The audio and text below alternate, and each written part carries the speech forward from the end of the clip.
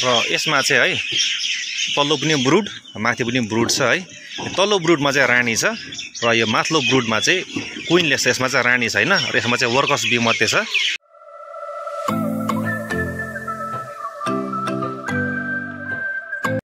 Very good morning, नमस्कार, सेवानी अनि फेरि पनि तपाईँलाई स्वागत छ मेरो युट्युब च्यानलमा।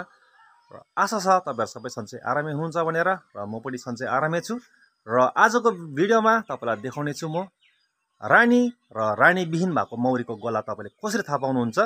र भिडियोमा तपाईँहरू बनिरहनुहोस् होला र तपाईँलाई म यो भिडियो मार्फत तपाईँलाई देखाउने छु क्वीनलेस बी र क्वीन भएको मौरीको जुन चाहिँ चाखा हुन्छ, गोला हुन्छ, तपाईँले कसरी त्यसलाई छुटाउन सक्नुहुनेछ। र हेर्नुहोस् होला भिडियो अन्तसम्म। भिडियो सुरु गर्नु अगाडि चाहिँ तपाईँलाई म एउटा सानो इन्फर्मेसन भन्न चाहन्छु। क्वीन भएको बीमा चाहिँ जति पनि त्यसको चाखा हुन्छ, जब क्वीनले अन्डा पार्छ त्यसले एउटा मात्रै अन्डा दिएको हुन्छ। त्यसबाट चाहिँ एउटै मात्रै कर्मी मौरी निस्किने हुन्छ। र क्वीनलेस बी भएकोमा चाहिँ जब क्वीन हुँदैन त्यति बेला चाहिँ वर्कर्स बीले चाहिँ त्यहाँनिर अन्डा पारेको हुन्छ र त्यसमा चाहिँ धेरैवटा अन्डा त्यहाँनिर दिएको हुन्छ। र त्यो अन्डा चाहिँ के हुन्छ भने अबनर्मल हुन्छ र त्यसबाट चाहिँ अन्डा ह्याच हुनु त हुन्छ, तर त्यो बादमा गएर आफै त्यो मर्ने हुन्छ र कोलोनी पनि बिस्तारै बिस्तारै घट्ने हुन्छ। र यो भिडियो मार्फत तपाईँलाई म देखाउने छु के कस्तो हुन्छ भनेर। र भिडियोमा तपाईँ अन्तसम्म बनिरहनुहोस् होला।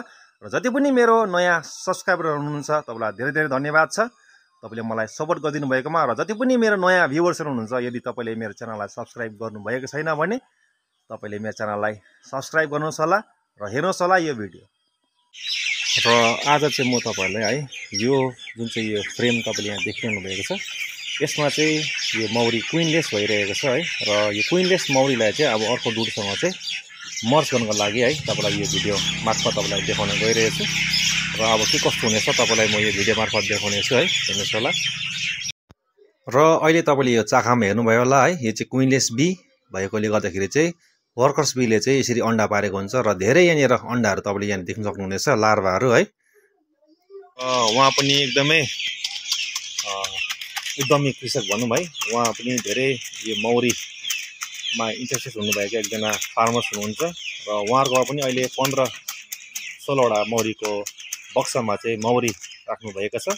र अब चाहिँ पहिला जुन चाहिँ यो क्वीनलेस बीलाई चाहिँ अर्कोमा मर्ज गर्नु अगाडि चाहिँ जुन चाहिँ यो खबरी कागज छ, खबरी कागजमा चाहिँ यसरी दुलो पार्नु हुँदैछ, ताकि चाहिँ जुन चाहिँको तलको जुन चाहिँ त्यो क्वीन छ है, क्वीनको फेरोमोन चाहिँ माथिसम्म आओस् भनेर, र तल्लो र माथिल्लो मौरी चाहिँ झरा नपरोस् भनेर चाहिँ यो दुईवटा बक्सको बिचमा चाहिँ यसरी यो खबर कागज लगाएर चाहिँ अब उहाँले मर्ज गर्नुहुन्छ। अहिले तपाईँले यहाँ हेर्न सक्नुहुनेछ, यो जुन चाहिँ क्वीन भएको फ्रेममा चाहिँ जुन चाहिँ बक्स छ, यो बक्स माथि बिचमा चाहिँ अब यो खबरी कागज लाउनु पर्ने हुनेछ।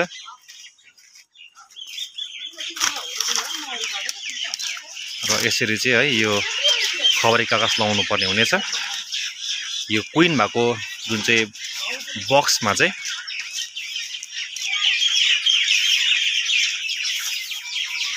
र त्यसमाथि फेरि यो ब्रुड च्याम्बर, ब्रुड बक्स उहाँले लाउनु हुँदैछ, जुन चाहिँ त्यो चाहिँ खाली छ अहिले।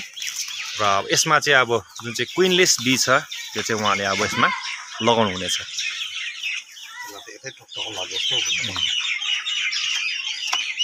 पाउडर छिर्काउ गर्नुभएको कारण चाहिँ के हो भन्दाखेरि चाहिँ यो पाउडरले गर्दाखेरि चाहिँ जुन चाहिँ रानीको फेरोमोन छ है, फेरोमोन गन्ध, त्यो चाहिँ अब अलिकति ब्लर होस् भनेर चाहिँ। र यो क्वीनलेस बीको जुन चाहिँ यो चाखा चाहिँ उहाँ लगाउनु भइसकेको छ अहिले। र एउटै मात्रै चाखा थिएछ त्यसमा चाहिँ है। र यसको फोटो पनि तपाईँलाई म देखाउने छु यो भिडियो मार्फत के कस्तो छ भनेर।